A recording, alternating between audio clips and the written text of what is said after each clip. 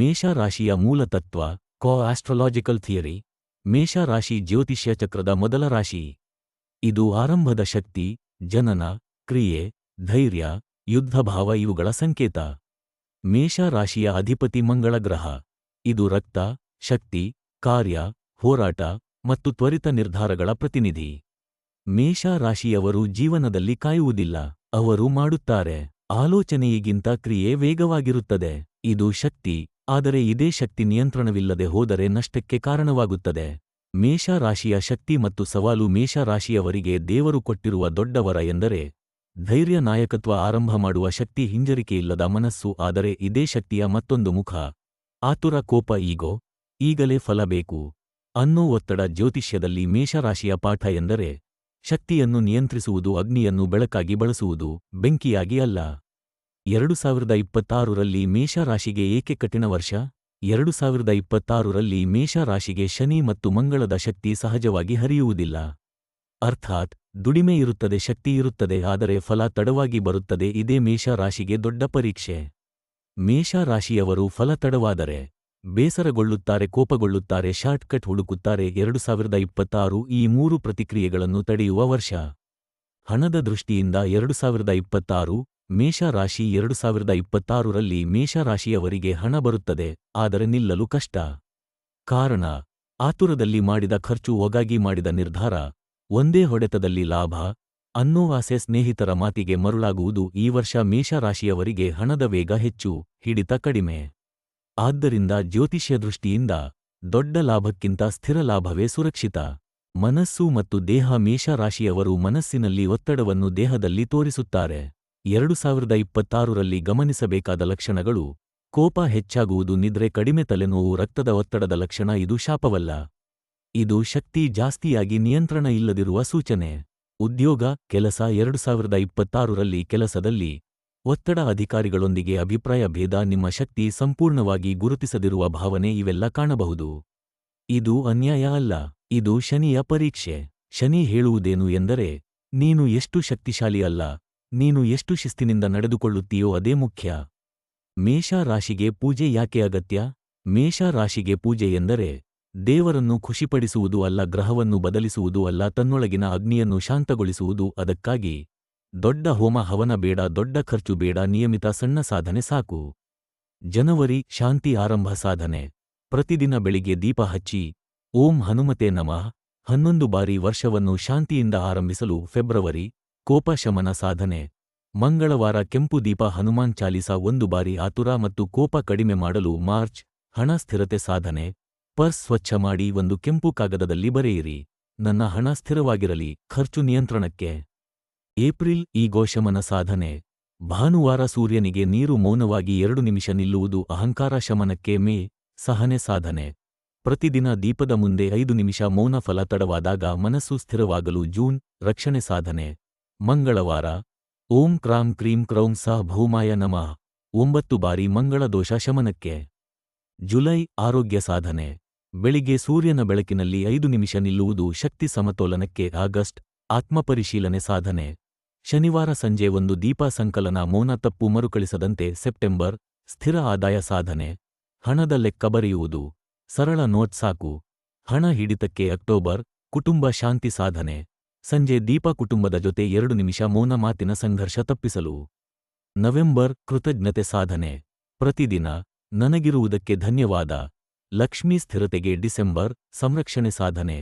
ವರ್ಷದ ಕೊನೆಯಲ್ಲಿ ಹನುಮಾನ್ ಚಾಲೀಸಾ ಸಂಕಲನ, ಸಂಕಲ್ಪ, ಮುಂದಿನ ವರ್ಷಕ್ಕೆ ರಕ್ಷಣೆ. ಜ್ಯೋತಿಷಿಯ ಅಂತಿಮ ಮಾತು. ಮೇಷರಾಶಿ.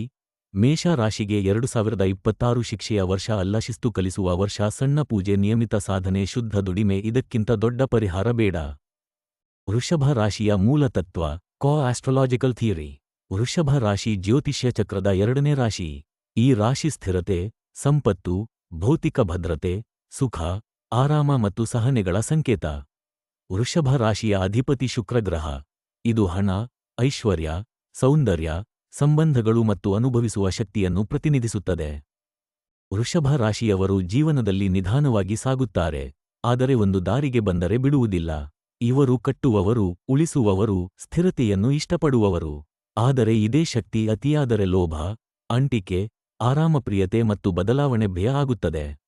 ಜ್ಯೋತಿಷ್ಯದಲ್ಲಿ ವೃಷಭ ರಾಶಿಯ ಪಾಠ ಎಂದರೆ ಸಂಪತ್ತನ್ನು ಹಿಡಿದುಕೊಳ್ಳುವುದು, ಆದರೆ ಅದಕ್ಕೆ ಬಂಧಿಯಾಗದೇ ಇರುವುದು. 2026ರಲ್ಲಿ ವೃಷಭ ರಾಶಿಗೆ ಏಕೆ ಪರೀಕ್ಷೆಯ ವರ್ಷ? 2026ರಲ್ಲಿ ವೃಷಭ ರಾಶಿಯ ಮೇಲೆ ರಾಹು ಮತ್ತು ಶುಕ್ರ ಸಂಬಂಧಿತ ಪ್ರಭಾವ ಜಾಸ್ತಿಯಾಗುತ್ತದೆ. ಇದರಿಂದ ಆಸೆಗಳು ಹೆಚ್ಚಾಗುತ್ತವೆ, ಬೇಕು ಬೇಡ ಅನ್ನೋ ಗಡಿ ಮಸುಕಾಗುತ್ತದೆ, ಹಣ ಇದ್ದರೂ ತೃಪ್ತಿ ಇಲ್ಲ ಅನ್ನೋ ಭಾವನೆ ಬರುತ್ತದೆ. ಈ ವರ್ಷ ವೃಷಭ ರಾಶಿಯವರಿಗೆ ಹಣದ ಕೊರತೆ ಇಲ್ಲ, ಆದರೆ ಹಣ ಕೈಯಲ್ಲಿ ಉಳಿಯದ ಅನುಭವ ಹೆಚ್ಚಿರುತ್ತದೆ. 2026 ವೃಷಭ ರಾಶಿಗೆ ಐಶ್ವರ್ಯದ ಪರೀಕ್ಷೆ. ಹಣ ಮತ್ತು ಐಶ್ವರ್ಯ. 2026 ವೃಷಭ ರಾಶಿ. ವೃಷಭ ರಾಶಿಯವರಿಗೆ ಹಣ ಎಂದರೆ ಭದ್ರತೆ. ಆದರೆ 2026ರಲ್ಲಿ ಲಕ್ಸುರಿ ಖರ್ಚು, ತೋರಾಟದ ಜೀವನ, ಅನಗತ್ಯ ವಸ್ತು ಸಂಗ್ರಹ, ಸಾಲ, ಮುಂದೂಡಿದ ಪಾವತಿ ಇವೆಲ್ಲ ಹಣವನ್ನು ನಿಧಾನವಾಗಿ ಹೊರಹಾಕುತ್ತವೆ. ಈ ವರ್ಷ ನನಗೆ ಇದು ಬೇಕು ಅನ್ನೋ ಮನಸ್ಥಿತಿಗಿಂತ ಇದು ನನಗೆ ಅಗತ್ಯವೇ ಅನ್ನೋ ಪ್ರಶ್ನೆ ಮುಖ್ಯ. ಕೆಲಸ ಮತ್ತು ವ್ಯವಹಾರ. 2026ರಲ್ಲಿ ಕೆಲಸದಲ್ಲಿ ಸ್ಥಿರತೆ ಇದ್ದರೂ ಪ್ರಗತಿ ನಿಧಾನ. ಹೊಸ ವ್ಯವಹಾರ ಆರಂಭಿಸುವ ಆಸೆ ಬರಬಹುದು, ಆದರೆ ಅದನ್ನು ಪೂರ್ಣ ಪರಿಶೀಲನೆ ಇಲ್ಲದೆ ಆರಂಭಿಸಿದರೆ ನಷ್ಟ. ವೃಷಭ ರಾಶಿಗೆ 2026ರಲ್ಲಿ ದೊಡ್ಡ ಜಿಗಿತಕ್ಕಿಂತ ನಿಧಾನವಾದ ವಿಸ್ತರಣೆ ಸೂಕ್ತ. ಮನಸ್ಸು ಮತ್ತು ದೇಹ. ವೃಷಭ ರಾಶಿಯವರು ಮನಸ್ಸಿನಲ್ಲಿ ಒತ್ತಡ ಇಟ್ಟುಕೊಳ್ಳುತ್ತಾರೆ. ಹೊರಗೆ ತೋರಿಸಲ್ಲ, ಆದರೆ ಒಳಗೆ ಸಂಗ್ರಹವಾಗುತ್ತದೆ. 2026ರಲ್ಲಿ ಗಮನಿಸಬೇಕಾದವು: ಅತಿಯಾದ ನಿದ್ರೆ ಅಥವಾ ಆಲಸ್ಯ, ತೂಕ ಹೆಚ್ಚಳ, ಆಹಾರದ ನಿಯಂತ್ರಣ ಇಲ್ಲದಿರುವುದು ಇವೆಲ್ಲ ಶುಕ್ರದ ಅಸಮತೋಲನದ ಲಕ್ಷಣಗಳು. ವೃಷಭ ರಾಶಿಗೆ ಪೂಜೆ ಯಾಕೆ ಅಗತ್ಯ? ವೃಷಭ ರಾಶಿಗೆ ಪೂಜೆ ಎಂದರೆ ಹಣ ಬರಲಿ ಅನ್ನೋ ಬೇಡಿಕೆ ಅಲ್ಲ, ಐಶ್ವರ್ಯಕ್ಕೆ ಅಂಟಿಕೊಂಡ ಮನಸ್ಸನ್ನು ಸಮತೋಲನಕ್ಕೆ ತರುವುದು. ಶುಕ್ರತತ್ವ ಶುದ್ಧವಾಗಬೇಕು. ಅದಕ್ಕಾಗಿ ದೊಡ್ಡ ಲಕ್ಷ್ಮೀ ಪೂಜೆ ಬೇಡ, ದುಬಾರಿ ವಸ್ತು ಬೇಡ, ನಿಯಮಿತ ಸಣ್ಣ ಶುಕ್ರ ಲಕ್ಷ್ಮೀ ಸಾಧನೆ ಸಾಕು. ಜನವರಿ ಶುದ್ಧ ಆರಂಭ ಸಾಧನೆ. ಶುಕ್ರವಾರ ಬೆಳಿಗ್ಗೆ ದೀಪ ಹಚ್ಚಿ ಓಂ ಶ್ರೀಂ ಮಹಾಲಕ್ಷ್ಮ್ಯೈ ನಮಃ 11 ಬಾರಿ ಹಣದ ಶುದ್ಧ ಆರಂಭಕ್ಕೆ. ಫೆಬ್ರವರಿ ಖರ್ಚು ನಿಯಂತ್ರಣ ಸಾಧನೆ. ಪರ್ಸ್ ಮತ್ತು ಹಣ ಇಡುವ ಜಾಗ ಸ್ವಚ್ಛ ಮಾಡಿ, ಹಾಳು ನೋಟು, ಕಾಗದ ತೆಗೆದುಹಾಕಿ ಹಣ ಕೈಯಲ್ಲಿ ಉಳಿಯಲು. ಮಾರ್ಚ್ ಲಕ್ಸುರಿ ಶಮನ ಸಾಧನೆ. ಶುಕ್ರವಾರ ಹೂವು ಅರ್ಪಣೆ, ದೀಪದ ಮುಂದೆ 3 ನಿಮಿಷ ಮೌನ, ಆಸೆ ನಿಯಂತ್ರಣಕ್ಕೆ. ಏಪ್ರಿಲ್ ಸಂಬಂಧ ಶಾಂತಿ ಸಾಧನೆ. ಸಂಜೆ ದೀಪ, ಕುಟುಂಬದೊಂದಿಗೆ 2 ನಿಮಿಷ ಶಾಂತ ಕುಳಿತುಕೊಳ್ಳಿ, ಹಣ ಸಂಬಂಧ ಸಂಘರ್ಷ ತಪ್ಪಿಸಲು. ಮೇ ಸ್ಥಿರತೆ ಸಾಧನೆ. ಪ್ರತಿದಿನ ನನಗೆ ಇರುವುದೇ ಸಾಕು ಎಂದು 5 ಬಾರಿ ಹೇಳುವುದು, ಅತೃಪ್ತಿ ಕಡಿಮೆ ಮಾಡಲು. ಜೂನ್ ರಕ್ಷಣೆ ಸಾಧನೆ. ಶುಕ್ರವಾರ ಓಂ ರಾಂ ದ್ರೀಂ ದ್ರೌಂ ಸಃ ಶುಕ್ರಾಯ ನಮಃ 9 ಬಾರಿ ಶುಕ್ರ ದೋಷ ಶಮನಕ್ಕೆ. ಜುಲೈ ಆರೋಗ್ಯ ಸಮತೋಲನ ಸಾಧನೆ. ಆಹಾರಕ್ಕೆ ಮೊದಲು 1 ಕ್ಷಣ ಧನ್ಯವಾದ, ಅತಿಸೇವನೆ ತಪ್ಪಿಸಲು. ಆಗಸ್ಟ್ ಹಣ ಹಿಡಿತ ಸಾಧನೆ. ಹಣದ ಲೆಕ್ಕ ಬರೆಯುವುದು, ಸರಳ ಲಿಸ್ಟ್ ಸಾಕು. ಹಣ ವ್ಯರ್ಥ ತಪ್ಪಿಸಲು. ಸೆಪ್ಟೆಂಬರ್ ಸೇವಾ ದಾನ ಸಾಧನೆ. ಶುಕ್ರವಾರ ಹಸಿರು ತರಕಾರಿ ದಾನ, ಲಕ್ಷ್ಮೀ ತತ್ವ ಸ್ಥಿರತೆಗೆ. ಅಕ್ಟೋಬರ್ ಮನೆ ಶುದ್ಧತೆ ಸಾಧನೆ. ಮನೆ ಸ್ವಚ್ಛ ಮಾಡಿ, ಸಂಜೆ ದೀಪ, ಐಶ್ವರ್ಯ ಪ್ರವೇಶಕ್ಕೆ.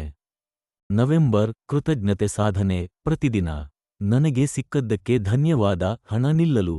ಡಿಸೆಂಬರ್ ಸಂರಕ್ಷಣೆ ಸಾಧನೆ. ವರ್ಷಾಂತ್ಯದಲ್ಲಿ ಲಕ್ಷ್ಮೀ ಅಷ್ಟೋತ್ತರ ಅಥವಾ ಶ್ರೀಂ ಮಂತ್ರ.